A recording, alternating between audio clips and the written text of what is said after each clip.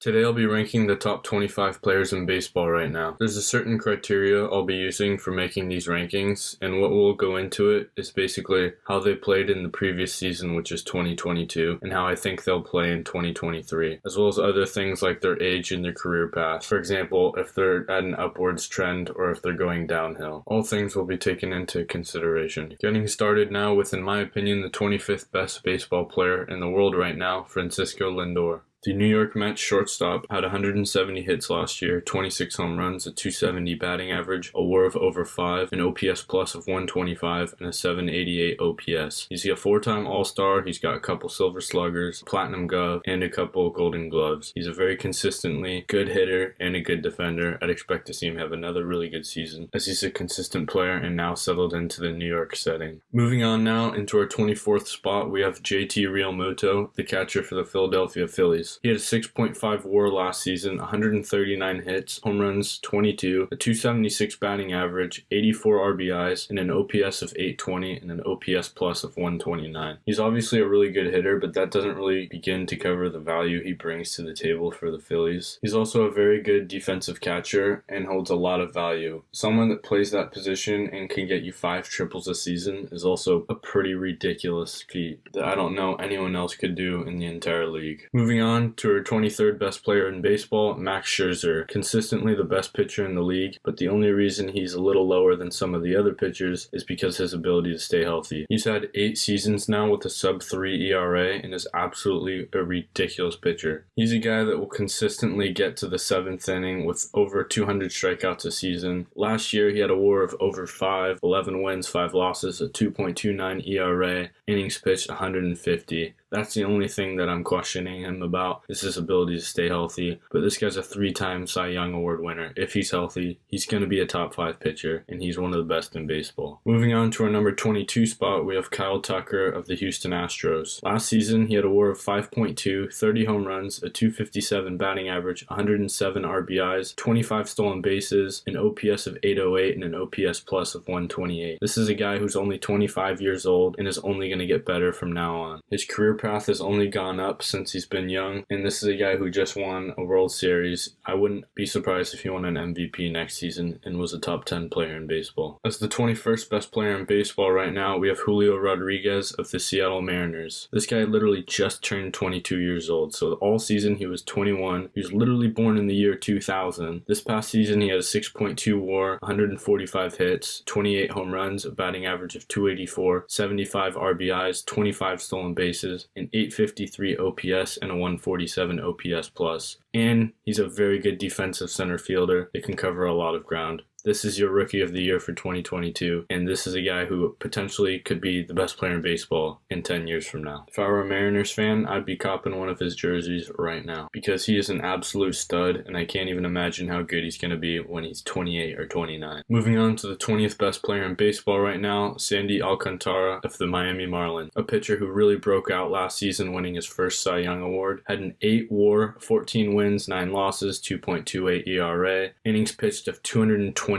This guy had insane production, and he was fully deserving of that Cy Young Award. I'd expect him to have a pretty similar season next year and for years to come, as he's only 27 years old and going to be dominating this league for years to come. Moving on to the 19th best player in baseball right now, we have Fernando Tatis Jr. of the San Diego Padres. Who knows where he's going to play next season defensively, but we can guess wherever he plays, that bat is going to be amazing. In 2021, the last season he played, he had 42 home runs, 97 RBIs, a .282 batting average, a .975 OPS, and was a very good candidate for the MVP award. Unfortunately, last season he got into a motor vehicle accident and got caught doing steroids and did not play all of last season. So we can only guess what he's going to look like in 2023, but we can guess he's going to be a very good player, as that's the player he has been and has proven himself to be. I wouldn't be surprised if he were a top 10 player in baseball, because the potential is certainly there. Moving on to our 18th best player in baseball, we have with Vladimir Guerrero Jr. of the Toronto Blue Jays, a guy who didn't play the best defense at third base but was moving over to first base and is now a Gold Glove winner. He's got a Silver Slugger, he's a multiple-time All-Star. Last season, he had a 3.9 WAR, 32 home runs, 274 batting average, 97 RPIs, and an 818 OPS. I think we can expect a lot more from him next season, as the year before this, he was runner-up MVP, and he's still only 23 years old. The ceiling is so high for Vladimir Guerrero Jr. If I were to guess, if a player were to ever get 700 home runs again, I think Vladimir Guerrero Jr. right now is your best bet. He's one of the best hitters in baseball, and I think will only improve from this season for years to come. Moving on to our number 17 spot, the second baseman for the Houston Astros, we have Jose Altuve. Last season, he had a 5.1 WAR, 28 home runs, almost 160 hits, a 300 batting average, 57 RBIs, over 100 runs, a 921 OPS, and a 160 OPS plus. I don't think we can expect to see numbers like that again this season, as he's only going to get older and maybe a little bit worse. But last year, he came in 5th in MVP voting, has proven to be an MVP himself before, and he's still an absolute stud in this league. Moving on to our number 16 spot of the Atlanta Braves, we have Ronald Acuna Jr. Last season was definitely a down year for someone like him. Coming back from a torn ACL is something that is extremely hard to do, and I think we could definitely expect to see some regression after something like that. Next year, I'd expect him to bounce back and have another MVP type season, but unfortunately this past season, his numbers were looking like a 2.8 WAR, 124 hits, 15 home runs, 266 batting average, 71 runs, 50 RBIs, 29 stolen bases, a 764 OPS, and a 114 OPS plus. So he was just above average as a hitter. Obviously a decent outfielder, but he had a very down year, and I expect him to have a bounce back season considering he's only 25 years old and has a very, very bright future. It wouldn't surprise me if he won MVP in the 2023 season. As the 15th best player in baseball, we have Trey Turner, the newly acquired shortstop for the Philadelphia Phillies. Last season was one of his best. He had almost a 5 WAR, 194 hits, 21 home runs, 298 batting average, over 100 runs and 100 RBIs, 27 stolen bases, an 809 OPS, and an OPS plus of 121. His glove isn't that great, but he's proven to be the best hitter as a shortstop, and he's only going to improve that Phillies roster, especially with having players like Nick Castellanos, Kyle Schwarber, Bryce Harper, and more. That lineup is looking dangerous, and it'll only help Trey Turner to have those kind of hitters around him. I think we can expect an MVP type of season from him. As the 14th best player in baseball right now, we have the newly acquired San Diego Padre, Juan Soto. He's only 24 years old and one of the best hitters in baseball right now, and by the end of his career, might be one of the best ever. He's someone who consistently has a lot more walks than strikeouts, and his OPS plus is consistently around 150. Unfortunately, last year was a very big down season for someone like him, but his down year looks like this: 5.6 WAR, 127 hits, 27 home runs, 242 batting average, not that great.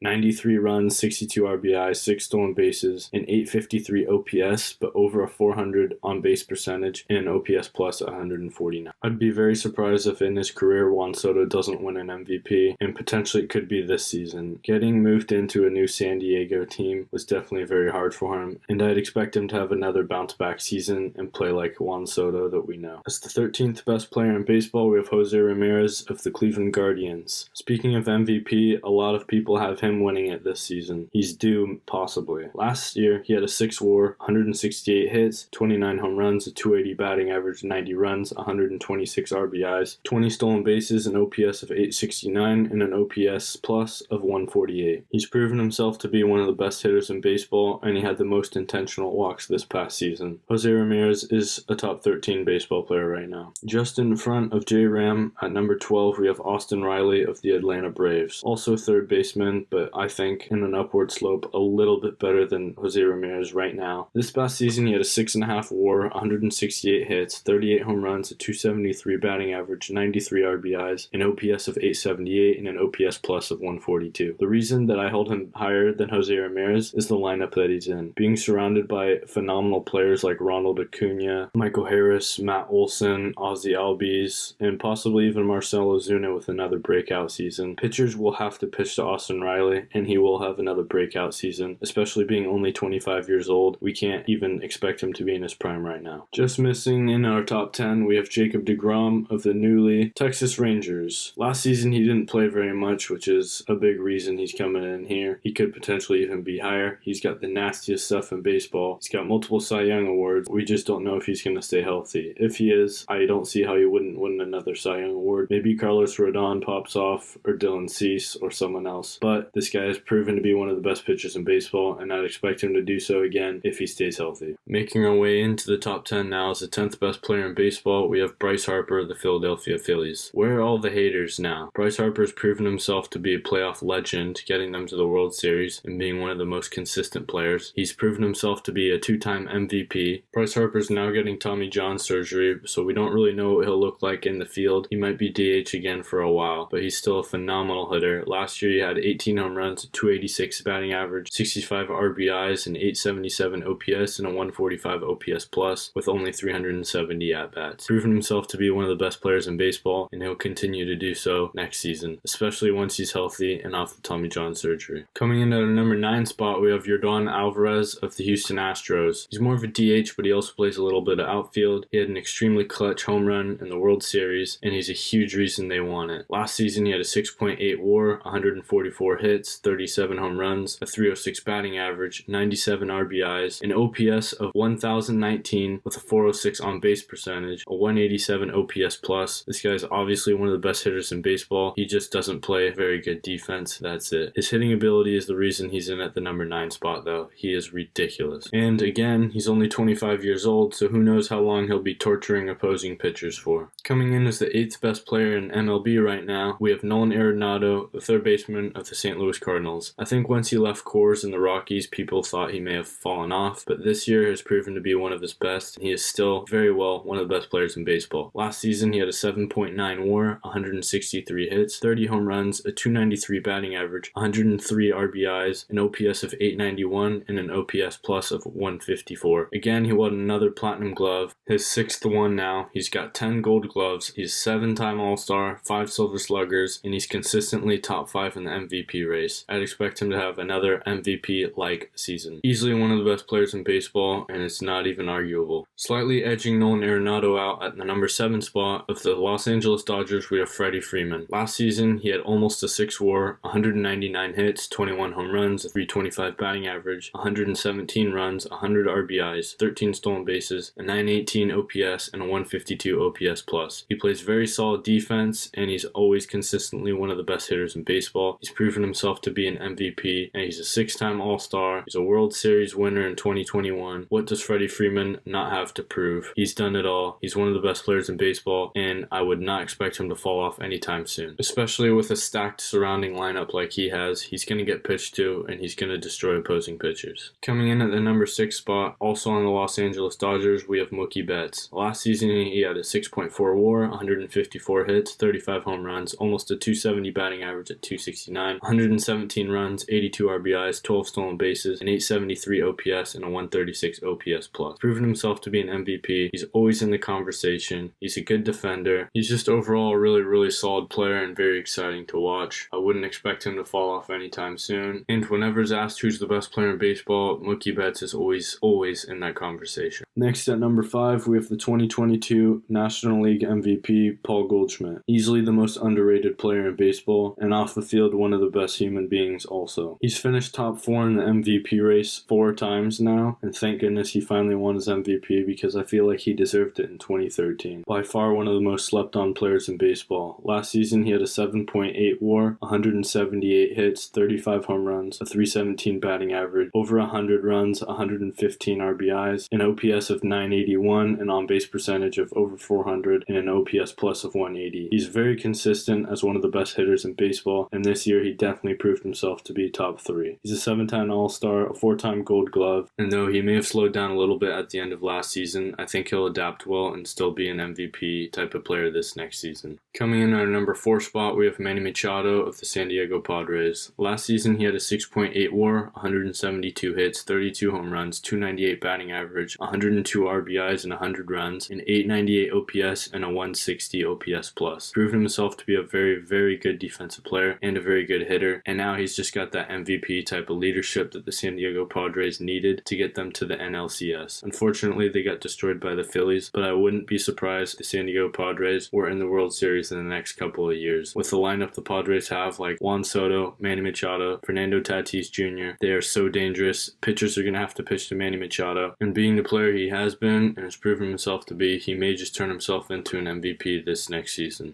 Coming in at the number 3 spot, we have Mike Trout of the Los Angeles Angels. Last season, he had a 6.3 WAR, 124 hits, 40 home runs, a 283 batting average, 80 RBIs, a 999 OPS, and a 178 OPS plus. Unfortunately, he did miss a lot of the season. He only had 438 at-bats, and injuries are a problem for him. If it weren't for injuries, he'd easily be a top 2 player, and he is still number 3, but he could easily be the number 1, and he probably has been the years previous. He's a 3-time MVP and has proven himself to be the best player in baseball so many times. I wouldn't be surprised if he made that jump again this next season. Hopefully he gets out of Anaheim or Los Angeles and makes something of his career, because his talent is being wasted on the Angels right now. At the end of last season, he did pop off, and it's scary to say, but he might even still be improving. He's easily one of the best players in baseball, and by the end of his career will probably be top 25 all time. It almost feels wrong putting Mike Trout at number 3, but I kind of have to because of number 2 season.